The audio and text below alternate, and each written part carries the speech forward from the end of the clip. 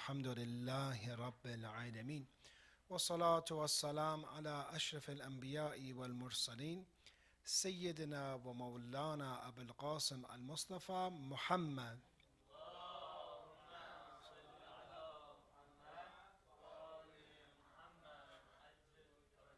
وعلى أهل بيته الطيبين الطاهرين ولعنة الله على أعدائهم إلى قيام يوم الدين. One of the verses that we are very familiar with usually, but doesn't mean that everyone is familiar with, is the verse of al-Kursi, which tonight we'll be discussing. Verse 255 of Surah Al-Baqarah. We usually know this verse of the Holy Quran for protection. And that many times we have, traditions that when people wanted to trade and go to a far away place, for example, the Prophet would encourage them to recite this verse for protection. Many times we're driving in the car, for example, or maybe there's a bad driver or something you don't know. You recite you do Ayatul Kursi. This, in the tradition, when you look, it says, for example, from Imam Sadiq alayhi salam, please recite Salat ala Muhammad wa ali Muhammad. Ma salla ala Muhammad wa ali Muhammad. Inna la kulla shay'in dhurwatan wa dhurwatul Qur'an Ayatul Kursi. Everything has a peak. And the peak of the Holy Quran is Ayatul Kursi, the peak of the Holy Quran. The same tradition has Allah, whoever recites it once, Allah will remove from him 1,000 types of hardship. 1,000 types of hardships from the difficulties of the world.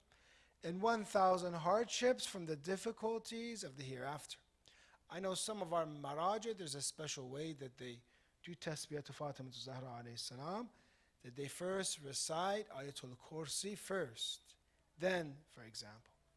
Or we have the traditions to recite this at nighttime to protect us when we are sleeping, for example. One of the lightest, it says, hardships is poverty. So this ayah also removes poverty from us.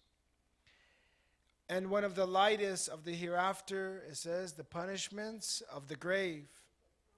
It removes punishments of the graves.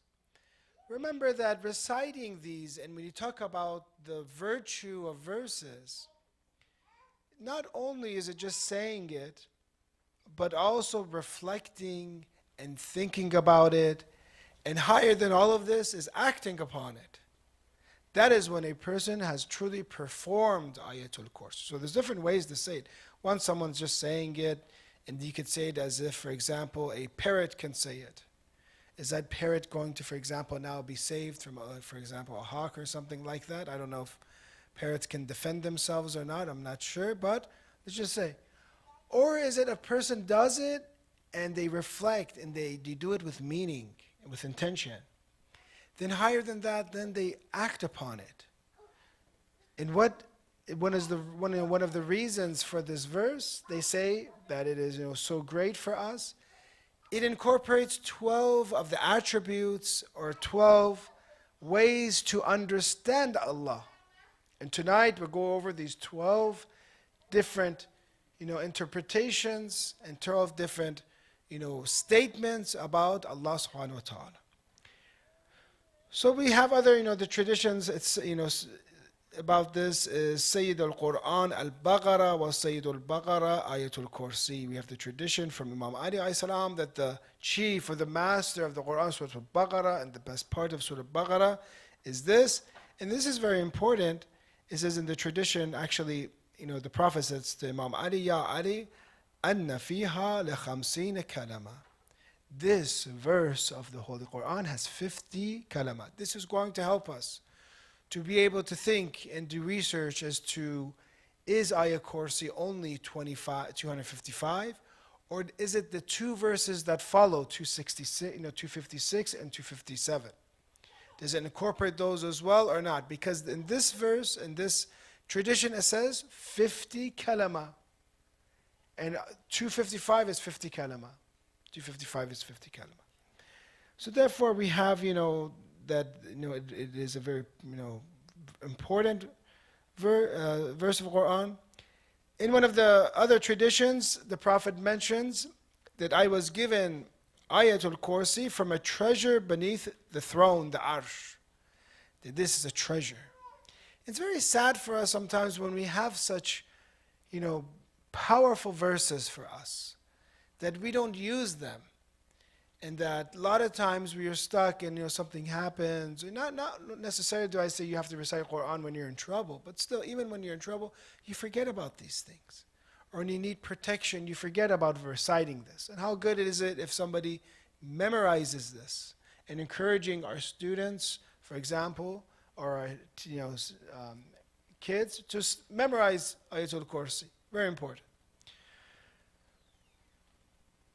Then we have other narrations, but we'll start inshallah with a salawat ala Muhammad wa ali Muhammad wa jafarja.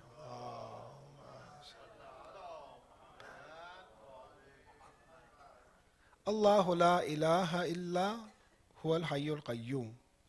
So this verse starts with the name of Allah. Allah is the exclusive name of God, which encompasses the attributes of perfection, of majesty and beauty, of Jamal and Jalal. It incorporates all of this. So therefore, all those perfect attributes of Allah, of God, if you want to put it in one name, it is Allah. And then you can call Allah Allah because He has all these beautiful and therefore majestic names. There is Quran mentions no deity except Him. Ilah, in one way to understand, Ilah means worthy of worship. There is no one worthy of worship, deity, except for Allah. Very simple statement. But we have a lot of simple statements throughout the Quran, but the implementation is hard. How many of us worship others than Allah? How many of us worship the nafs, ourselves, for example? How many has taken the nafs as their, for example, ilah, as their own God? How many have taken, for example, the great powers in this world, for example, as ilah, as if they're God? How many take their bosses to be God, for example? And they don't realize that there's no effective force but Allah. There's no one worthy to be worshipped but Allah. Imagine if we lived as a true muwahhid, and our only deity or only one worthy to worship is Allah. The only one we submit to is God. But our problem and man's problem has always been that we take others and we think they are more powerful than God. And we take God and we bring Him down as how it has been done after the Renaissance.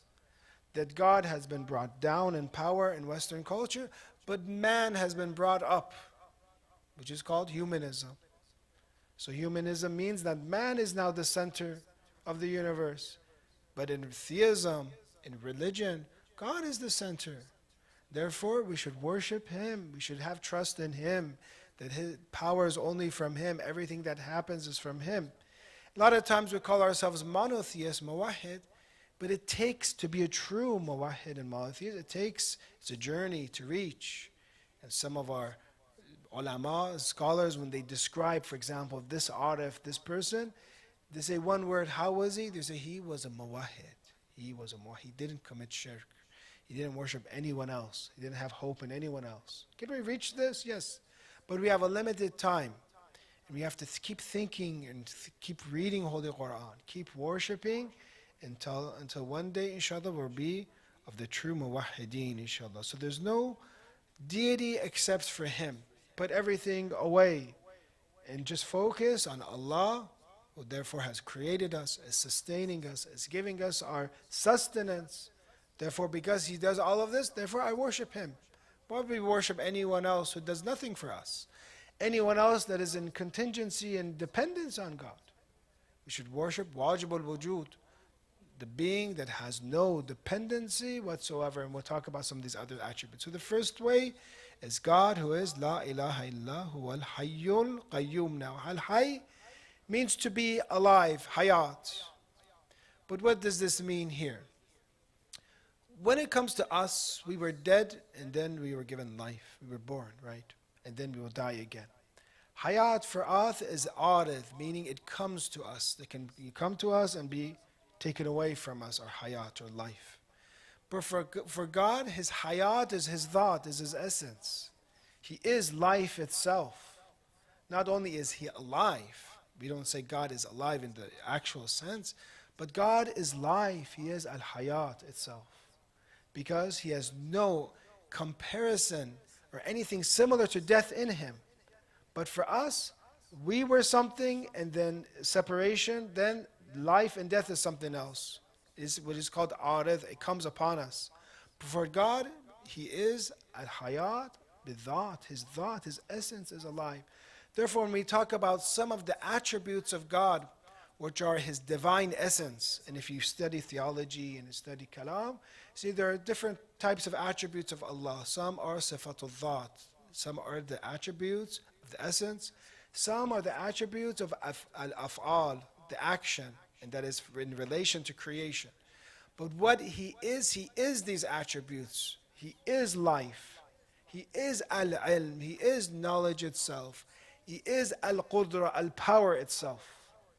And this is the difference between our kalam and others that are not Shia, is that we believe that the sifatul dhat, the divine attributes, are Allah. There's nothing, no separation with Him in the divine essence, but they believe they are separate from Him, and we criticize them. So then you have multiple wajib al-wujud. You have different gods then. Because you can't have God and for example, al-hayat, and for example, al-qudra and al-ilm. Then there's 3 or 4. In a way, you're going like, for example, when there's the Trinity, you're dividing God into different sections. We say you cannot divide God, because anything that is murakkab, that has parts, is in need of those parts. So there's no division of God, but we say that these attributes, and one of them is hayat, is His divine essence. Therefore, God is life itself, God is power itself, and God is knowledge itself.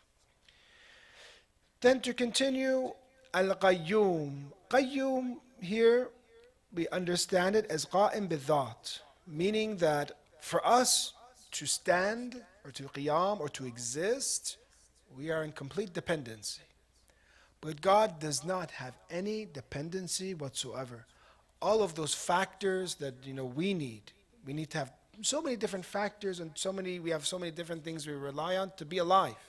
One is oxygen, for example. One is the correct temperature, for example.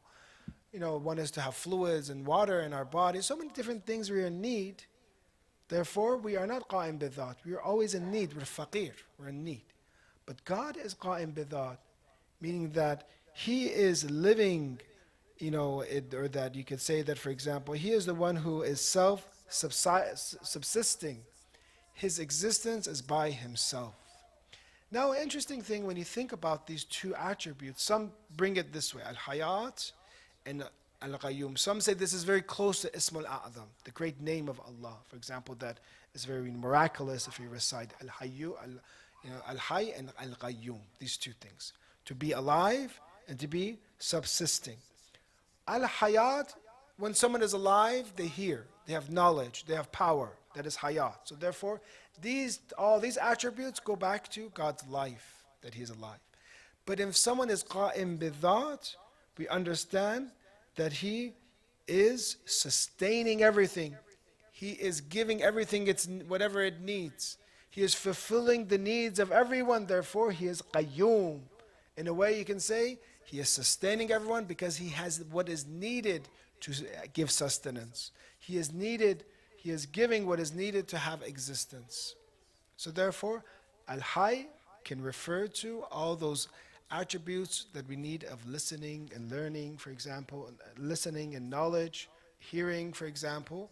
But al-qayyum goes back to the fact that Allah does not have any need, and anything else that everyone else has a need for, God gives it to Him. If we think about this qayyum of Allah, the fact that He is existing without any need, we see that we are in need of Him for every millisecond. Some of the scholars kind of give this, they give this example for us. Imagine in your minds right now, you have, for example, a ball. Create, for example, a soccer ball. You could do a baseball or something like that. You create that in your mind. Right now it's existing, it's twirling or whatever in your mind. The fact that you are giving it life, the fact that you're thinking of it, you're giving it life. That ball, my question to you is this: is it existing by itself after you created it? Is it going to exist forever? No. It's going to exist as long as you give it an ayah, as long as you give it existence, for example, as long as you give it attention in your mind. As long as you're giving that ball attention, it's there. But after, for example, the majlis tonight or the gathering tonight, when you forget about it, it's gone.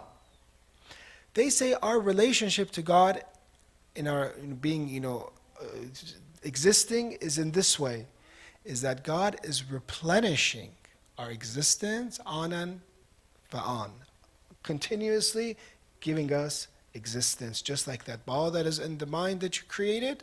God is giving us existence, not in a way that an architect or a constructor builds a building and allows that building to be constructed and leaves, and as long as there's no terrible flood or, for example, heavy winds, that building will stand and there's no more need for that engineer or for that architect or that contractor. There's no more need. It's not that way. It's in a way of like that ball, that as long as there's inayah and there's attention to it, it exists. If God separates us, from His divine mercy and grace and fadl, then we will not exist. So therefore, every breath that I take, I'm in need of God, because He is qayyum. He is the one that His existence is by Himself, doesn't have any need, and is giving all of existence, replenishing, giving them everything that they need in order to exist. If this is taken away, it's as if, for example, you take the electricity, for example, and we're off. We're gone. A very bad example, but that is one way. So if you think of God this way, that you need God for every millisecond, even less than a millisecond, then I should remember Him, because He is the one who is giving me my existence. He is the one that without Him, I'd be Adam. I'd be non-existence. So therefore, all of the world is like this.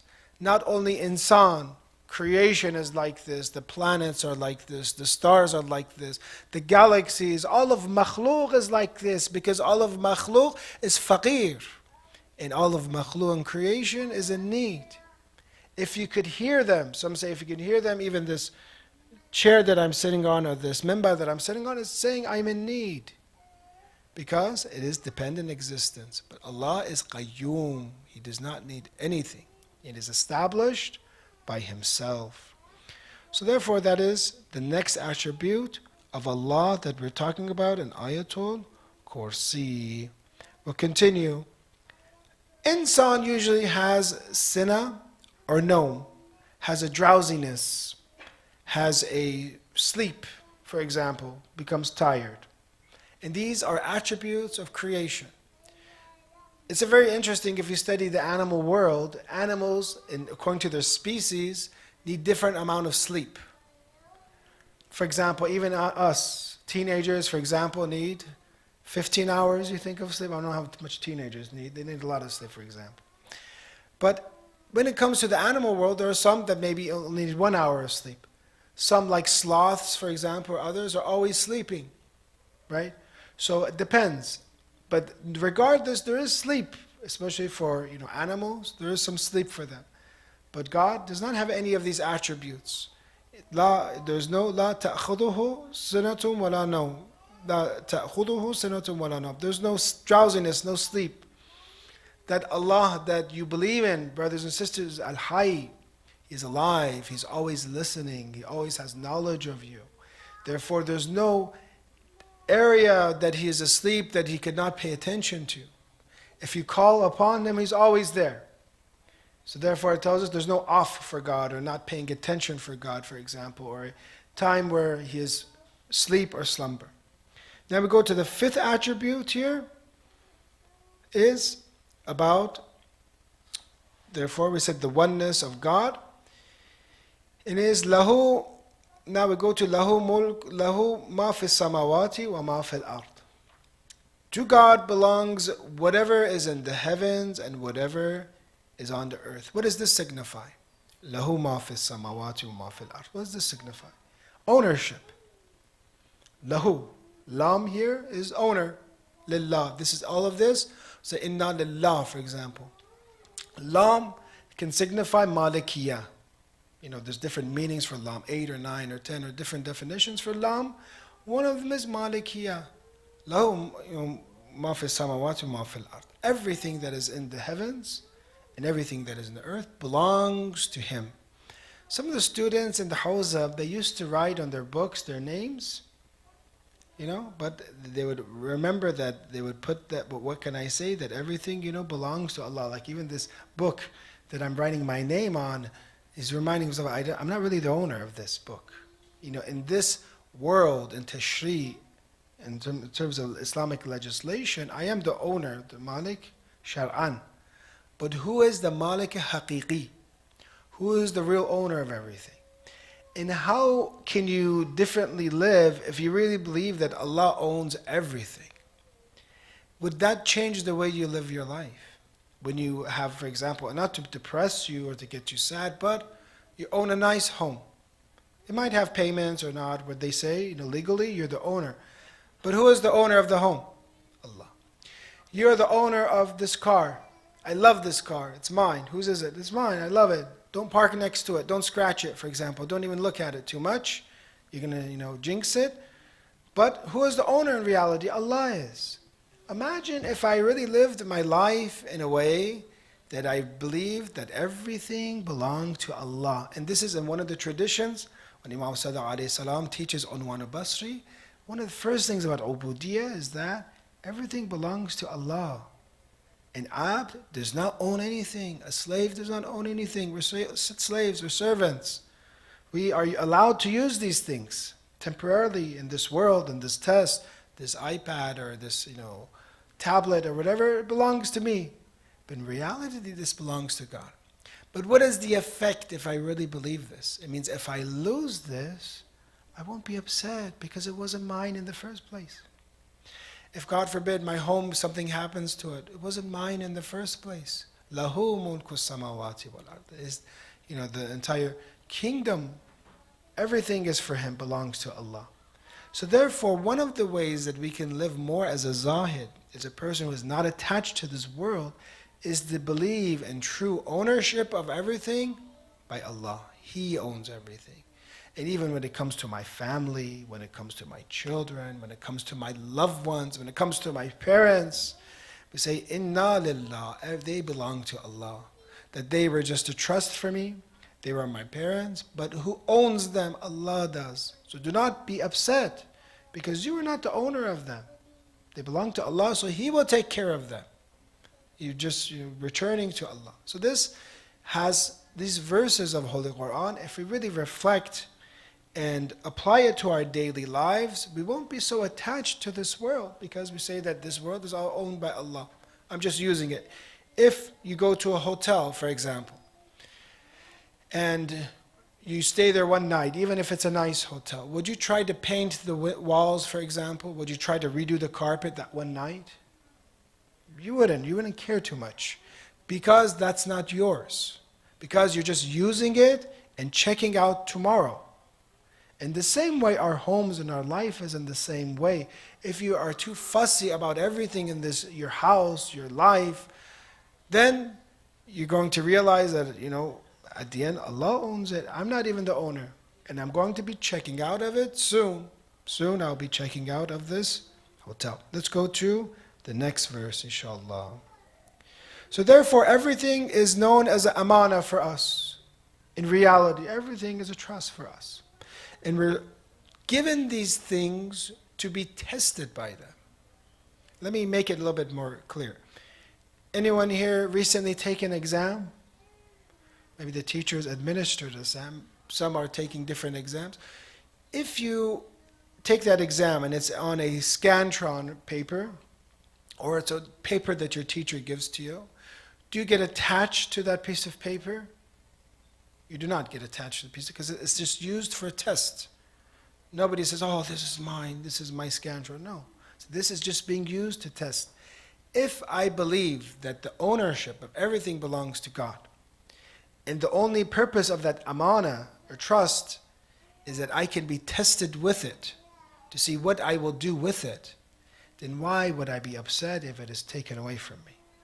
Why would I be upset? In reality, I'm saying to myself, just as you would not be upset if somebody takes your test paper away from you and crumbles it or whatever. I'm not talking about the score, I'm talking about just the paper itself. You wouldn't be upset.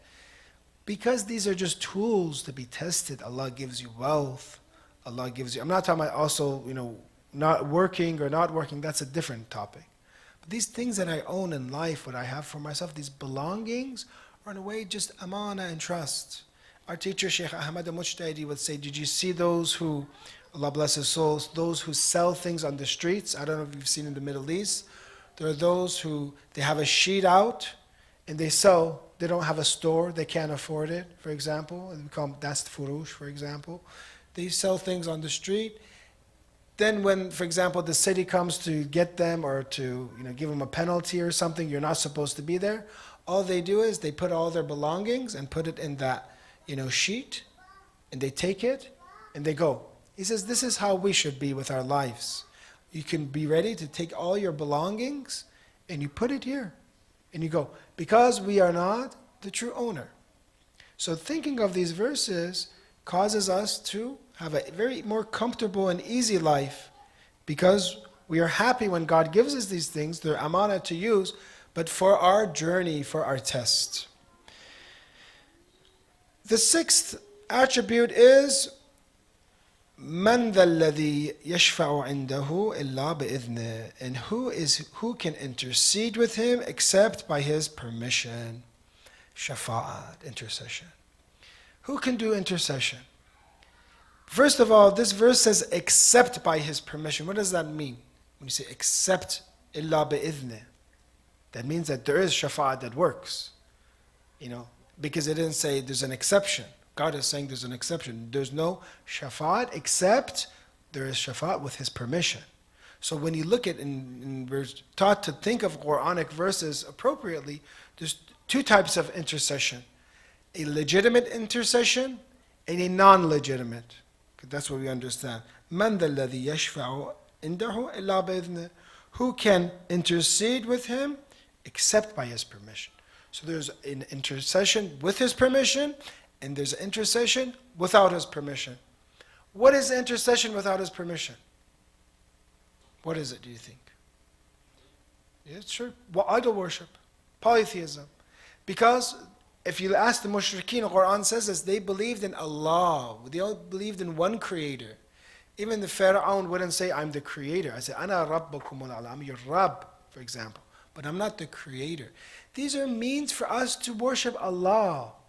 But that is batil. That is false. Therefore, that intercession is not legitimate. It's not allowed. But then Quran says, Illa bi'idhni. Now there is intercession that is allowed. So Quran very, in a way, when you think about it, these verses of Quran, you put them all together, you understand there is an intercession that's allowed. And then later on, Quran says, and if you go to the Prophet, and the Prophet is istighfar for you, you'll find Allah, Tawwaban Rahima. You find Allah to be acceptance of repentance and to be most merciful. So that's an intercession that is allowed. Later on, he identifies it. And then we have, obviously, the traditions, for example, that the Prophet has, intercession. Shia and Sunni say this, and about the Imams in the same way.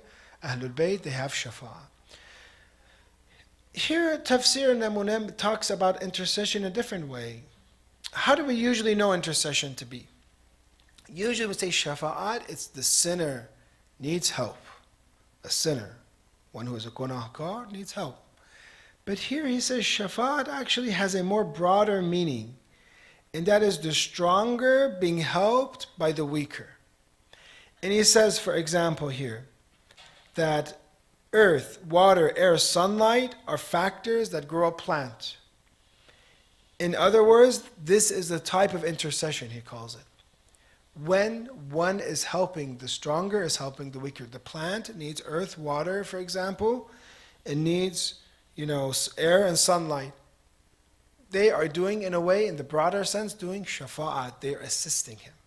They're assisting this plant. Because the plant needs this, and they're helping him. with God's permission. Shafa'at of the Prophet, shafa'at of, for example, sulaha, of good people, of shuhada, of martyrs, shafa'at, for example, of our parents. This is also those who have an honor, those who are stronger, for example, those, they help out the weak. And this isn't only in sinning. He says, this is in general a relationship that those who are stronger with God's permission will be helping you. Will be helping you go to your goal. So therefore, shafa'at is not only limited, or intercession is not limited to the sinner, it is also for the good person. Because that strong soul is coming and helping you finding the way. Therefore, everyone needs shafa'at. Not only the sinners need shafa'at, everyone needs it. Even if someone lived their life very well and dies in the hereafter, shafa'at in the hereafter means they come and get their average score that a human can, and they make it an A+++. And therefore they'll live with the imams.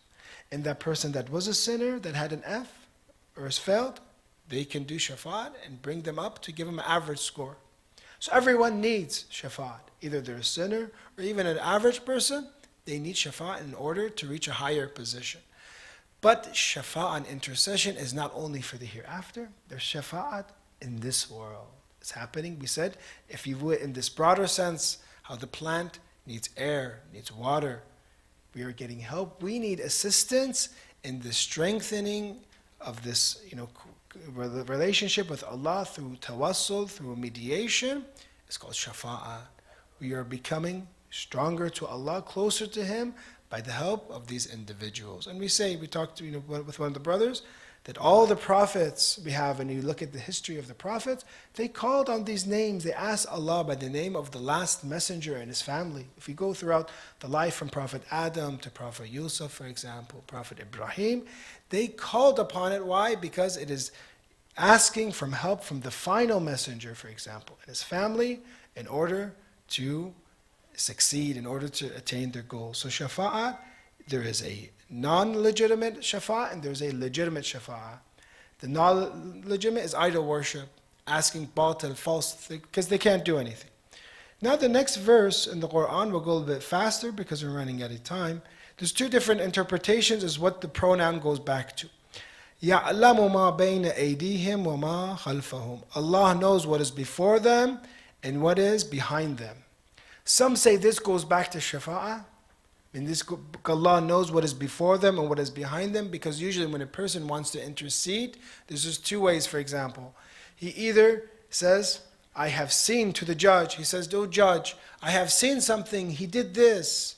And he intercedes because he has knowledge that the judge doesn't. Or he has a relationship that the judge doesn't know, that, look, you know me, right? I have a special relationship with him. Either he has a relationship that causes in this world intercession, or it is knowledge. But he says, the Mufassir says, this verse means Allah, there's no intercession in this way, in that shafa'at that you go in the courts, because God already knows everything. There's no evidence that you can bring for God that He did not know of. And today I could do shafa'at and bring for some poor guy who's going to prison, I can give some new evidence, some video or something like that, I can help him.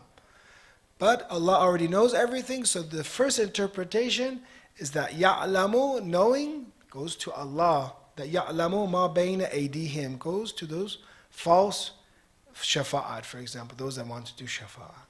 The second is, it goes back to Allah's ownership of the entire kingdom of the heavens, heavens and earth. We'll go now a little bit faster because we are running out of time. The eighth description. وَلَا يُحِيطُونَ بِشَيْءٍ مِّنْ عِلْمِهِ إِلَّا بِمَا شَاءَ. They do not encompass anything of His knowledge except what He wills. No one has ihata. No one has encompassing knowledge on Allah. Because the knowledge of God is always superior to the knowledge of anyone or anything else. No one has an ihata. Because knowledge of us is gained. We gain knowledge. When we were born, we didn't have knowledge. Then we gained it. But God did not gain knowledge. He is knowledge itself. He did not gain it. So therefore, No one has ihata. No one can encompass the knowledge of Allah. When we look at this and we talk about one of the important topics is to the prophets having knowledge of the unseen, we say that the different type of knowledge that the prophets or imams have, they have knowledge of the unseen. They have to have it because they have a message, they have bayan, they have explanations to give. But we understand this type of knowledge to be dependent knowledge compared to God's knowledge, who is independent knowledge. You see, their knowledge is still limited compared to God's knowledge because God knows himself better in complete way compared to even the closest prophet, the knowledge that God has of himself. So therefore, God's knowledge is complete. God's knowledge is independent. Nobody's knowledge has ihata, encompasses God's knowledge. God's knowledge is always present, has always been there, isn't gained, has always been there. So therefore, the knowledge of insan, even for a prophet or imam, is different than the knowledge of God. But this does not negate the fact that the imams or prophets can have knowledge of the unseen. Throughout the Quran, we have examples of some who are given knowledge of the unseen. They have to have. One is revelation, example of knowledge of the unseen. Two, sometimes mothers of prophets are given knowledge of the unseen, like Prophet Musa alayhi salam's mother is giving knowledge of the unseen, that we will bring Musa alayhi salam back to you. We'll make him of the mursaleen, we'll make him of the prophets. This is future knowledge. So do not deny future knowledge of the prophets and the imams, because this is throughout the Quran. Quran is mentioning for us, nobody can have ihata and encompass their knowledge over Allah's knowledge. The 9th and 10th is وَسِعَ كُرْسِيَّهُ السَّمَوَاتِ وَالْأَرْضِ وَلَا يَؤُودُهُ حِفْظُهُمَا. His kursi, what does kursi mean? His seat, his authority, extends over the heavens and the earth, and preserving them does not tire him. Kursi is different than arsh. Kursi can mean a foundation, a position, the kursi of speaking, for example, the kursi of power, for example. Arsh can mean a lofty platform, usually higher than kursi, than a chair, a throne, for example, is translated. Kursi can mean domain of rule, position of rule. Kursi can mean domain of knowledge. So when you say, for example, his kursi, wasi'a kursiyyahu samawati wal ard, means his dominion of knowledge, his dominion of power, controls throughout the heavens and the earth. Or you could say, for example, it is a vast creation beyond the heavens and the earth. From the traditions like Imam Ali alayhi salam, kursi is described as something that surrounds and encompasses the heavens and the earth, including everything between them. And therefore, this kursi and this power, this knowledge, does not tire Allah. And the last verse that we'll mention here is وَهُوَ الْعَلِيُّ الْعَظِيمُ, and He is the Most High, the Most Great. When you look at these verses of the Holy Quran, one, you ask yourself, does it end here with 255? Can we add 256, 257? The interpretation from the Tafsir al-Mizan and Namuna or al-Amthal is that 255 is sufficient. Ayatul Kursi is one verse, that is 255. And I think that is maybe the common opinion of the scholars, is that when you recite Ayatul Kursi, it is verse 255. Now there are other narrations that say that 256 and 257 are also part of it, or maybe it might mean also it should be, it's recommended to be recited, for example. The ruling of Sahib Urwa, for example, he does ihtiyat, a precaution to, when you are instructed to do Ayatul Kursi, end with 267, fiha khalidun, and then.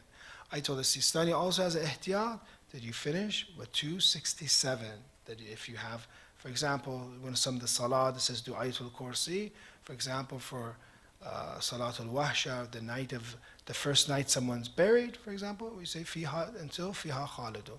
But the opinion of Ayatul Makarim, Ayatul Allama Tabatawai, is that 255 suffices, and one of that can be because Ayatul Kursi first of all, it says ayah, for example, ayatul kursi. Second, it says 50 kalima, and the 255 has 50. But there are also narrations, so the precautionary measure is to finish to 267.